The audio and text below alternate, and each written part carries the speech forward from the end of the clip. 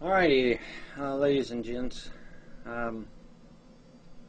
I will be probably offline for a bit as far as YouTube is concerned, due to medical reasons, and I will get into that right now. Evil must be punished. Years ago, back when I was a child and my permanent teeth started coming in, an interesting thing developed. I found out that I had 4 extra teeth that most people don't normally have. I quite literally had fangs. Canines, as I called them. But you guys would call them fangs. Real, bona fide fangs. They even had the duct in them. Fascinating. But and there's a medical term for them. Ask an orthodontist; they'll tell you what the term is. I just spoke to my orthodontist in Kentucky about it just the other day, and she told me the medical term, and I've done forgot about it. Anyway.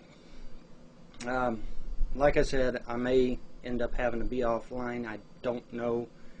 But anyway, getting back to the story. I had these 4 extra fangs, and they were extremely noticeable. Like I said, you know, guys, I know you think I'm kidding when I say that Vlad Tepes Dracul is my ancestor back in the past. I'm telling you, man, he's back there. And these fangs was one of the key things that always struck me. I mean, you couldn't notice it. It was really funny because when they first started growing in, I literally would bite my tongue sometimes until I got used to them, and it was painful too. But no, they were real, literal fangs, and very, very long, very noticeable. And my mother says, you know, I'm afraid you'll get picked on at school for them. Actually, that wasn't the case. The kids at school thought they were cool, but mothers being mothers, sometimes they tend to be overprotective, and so she had the fangs removed. Well, as fate would have it, those fangs, with their very, very, very large roots, was helping to anchor the other teeth in place. So when they put the braces on my teeth after yanking the fangs out, and the doctor asked me if I wanted to keep them, and I wished I'd done so. But after they put the braces on and squeezed my teeth together to cover those big gaping holes left by the fangs, it weakened every tooth in my mouth. And of course, you can imagine gingivitis and other little bugs getting in there and all that good stuff. And so, needless to say, it caused some major problems. And so we fast forward, and I would brush my teeth, and I would feel this chunk of something in my mouth, you know, and I spit it out in my hand. I'm looking at it; it's white. And at first, I thought it was gristle because I'm a carnivore. Okay, I eat lots of meat. And at first, I thought it was gristle or bone, you know, from eating lots of meat. And I ignored it. Well, every time I brushed my teeth, bam, another chunk, you know. And it started getting more and more and more prevalent, and I'm like, wait a minute, man, this ain't gristle, okay? These are my teeth breaking off. And so, near as I can figure out, and near as the orthodontist, like I said, I was just at the orthodontist the other day, near as I can figure out, near as they can figure out, it was a combination of the braces squishing my teeth together and literally loosening every tooth of my head up, plus an excessive amount of fluoride in the water. You know the old adage, too much of a good thing, right? Yeah, well, it applies to fluoride as well. There's just too much. There was too much. I was getting too much. See, I lived in Ohio, and Ohio just fluoridates their water just unbelievably high, and so a combination of all my teeth being loosened, allowing the germs to get in there, plus the over-fluoridate, whatever, it caused the teeth to deteriorate, literally deteriorate. And you'll notice, though, I do have my bottoms relatively intact. And it's funny because something told me, said take some chewing gum and line the back side of your bottom teeth with that chewing gum, and it'll protect them. And it has, and that's why I still have my bottom front teeth now, is because of that. The other ones, as you can tell, the tops is pretty well gone. There's nothing but chunks. And so I protected my bottoms, but unfortunately the tops, and for whatever reason, I don't know why, maybe a doctor can tell, but they tend to rot.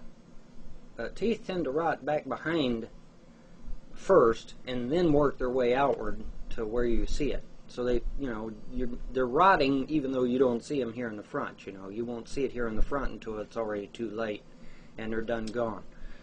So, but anyway, make a long story short, the 30th or 31st, one or the other, of this month, in other words, a few days from now, I will have all my teeth yanked, even the good ones down here. I think he's just going to yank them all out.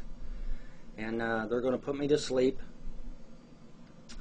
and then they're going to yank all the teeth out, and then so I will literally be without nothing. Now, obviously, that will pose several problems. Number one, I won't be able to eat any solid food. I'll have to eat through a straw. That's going to be an interesting experience for me, being a carnivore. What are they going to do? Puree the meat? I guess they'll have to.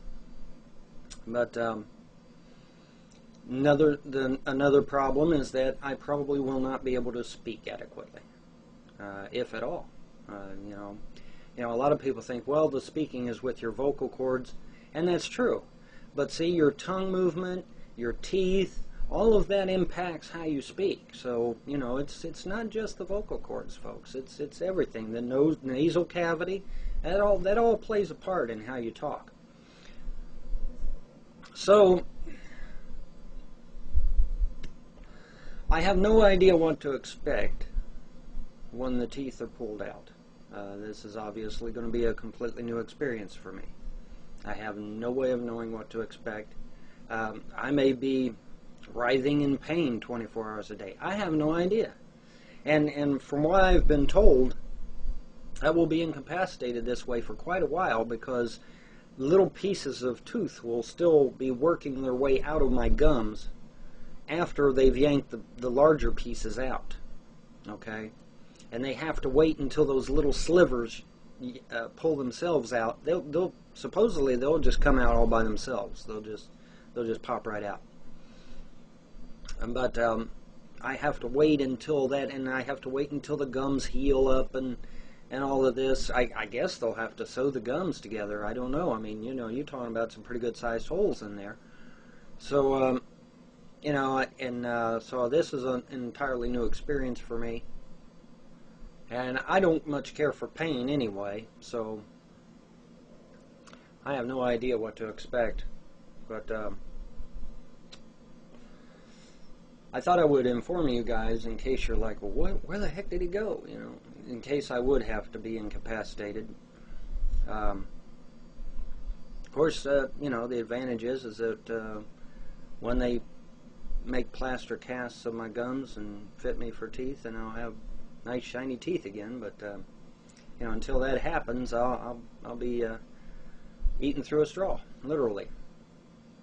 So I wanted to inform you. I didn't want you to think that well, he's ignoring us, or or he's left YouTube or something like that. No, I have no intentions of leaving YouTube. But I wanted to keep you guys apprised, because you know how shit starts, man. It's people sit there and speculate, and then pretty soon it's all over the net. Von Hilton's left YouTube, or whatever. And so no, I have no intention of leaving YouTube.